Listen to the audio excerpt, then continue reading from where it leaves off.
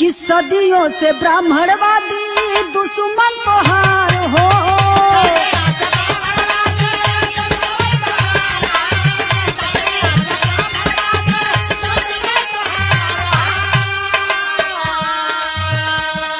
सदियों से ब्राह्मणवादी आहाई दुश्मन तोहार हो।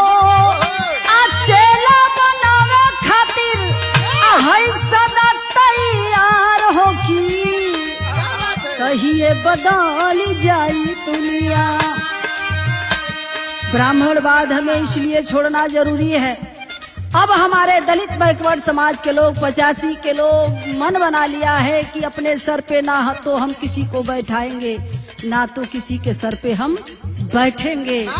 अगर ऐसा आप लोगों ने कर दिया तो होगा क्या। सदियों से ब्राह्मणवादी दुश्मन तोहार हो। तो चेला बनावे खातिर आहै सदा तैयार हो की तहिए बदल जाई दुनिया।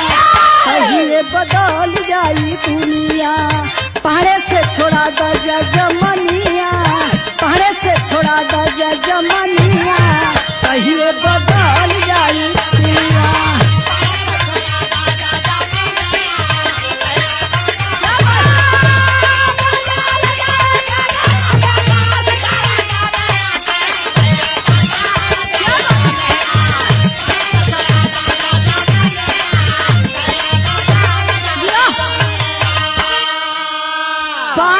छोड़ा द जजमनिया तहिए बदल जाई दुनिया।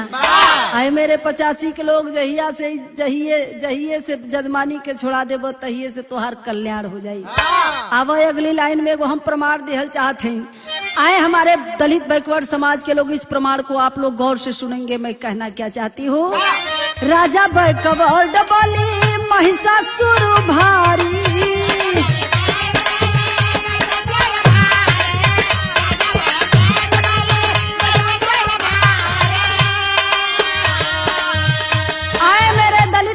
समाज के लोग यह गीत के माध्यम से मैं आप लोगों को बताना चाहती हूँ कि एक जमाने में बलिया के राजा बलि थे और यही ब्राह्मण समाज उनके साथ किस तरह छल किया गया और कहा कि आप बहुत बड़े दानी हो।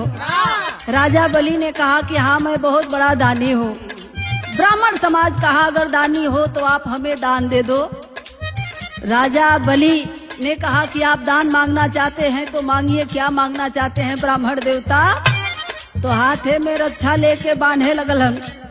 बांध के कहलन की सुना आप हमें दान में शिक्षा, शासन और संपत्ति तीनों चीज हमें दान में दे दो। राजा बलि ने कहा कि जब आप तीनों ले लेंगे तो मेरे पास क्या बचेगा। ब्राह्मण समाज कहा कि दानी बनते हो तो दो, वरना अपने नाम के आगे से दानी का लेबल हटाओ।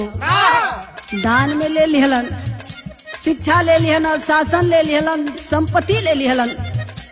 शिक्षा, शासन, संपत्ति तीनों लेकर लास्ट में यह ब्राह्मण समाज कहा कि अब आप गुरु दक्षिणा दे दो। राजा बलि ने कहा कि अब मेरे पास बचा ही क्या है कि मैं आपको दक्षिणा दूं। तो निहुरा के उनका पिठिया नाप दिहलन। आज वही छल आज भी आपके साथ होता है। वही रक्षा जब आपके हाथ में ये ब्राह्मण समाज बांधता है तो वही मंत्र बांधता है कि जैन बांधो राजा बलि दानवेंद्रो महाबलम तेन त्वाम प्रतिबद्धता रक्षा माचल। अर्थात अय अहिर गड़ेरी लो जे तरह तोहरे खानदान के राजा बलि के यह रक्षा बांध के बहनी जा, ठीक वही प्रकार तोहू के आज हम बांधत हैं। यही रछवा में बन्हा गई एक नंबर का दानी, एक नंबर का बलशाली बन्हा गईलन। तो वही रक्षा मैं आपको बांध रहा हूँ, ठीक उसी प्रकार बांध रहा हूँ। आज के बाद से तू मेरा गुलाम बना रहेगा। इसलिए ब्राह्मणवाद छोड़ना जरूरी है। कहना है क्या राजा बैकवर्ड बलि महिषासुर भारी छल कई के जीत गईले अब उनके अत्याचारी की तहिए बदल जाई दुनिया। तहिए बदल जाई दुनिया। लात खा के मर गईले पुरानिया, लात खा के मर गईले पुरानिया। तहिए बदल जाई दुनिया।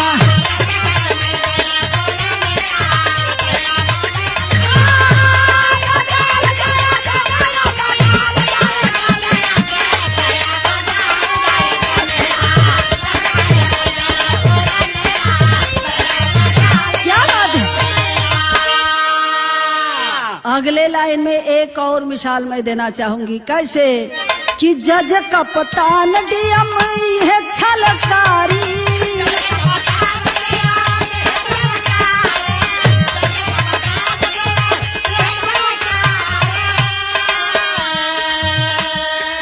आज भी आप कहते हो कि हम आजाद हिंदुस्तान में हम आजाद हो गए हैं, आज भी आप आजाद नहीं हो। जज कप्तान डीएम ये छलकारी, आज भी इस भारत देश में बड़े बड़े सर्विस के पोस्ट पे कोई बैठा है तो यही समाज बैठा है। 85 के लोग सोचो तू कहाँ हो, आप कहाँ आजाद हो, कहना चाहते हैं जज कप्तान डीएम है छलकारी, सेंट पर सेंट माने हाय मंदिर के पुजारी की। बाबा साहब B.R. अम्बेडकर का दिया हुआ SC/ST का जो कवच कुंडल था उसको हटाने की साजिश हो रही है। लोग कह रहे हैं कि अब हमारे देश में ना तो कोई छोटा है ना तो कोई बड़ा है, अब किसी को आरक्षण नहीं चाहिए, सब लोग एक समान हो गए।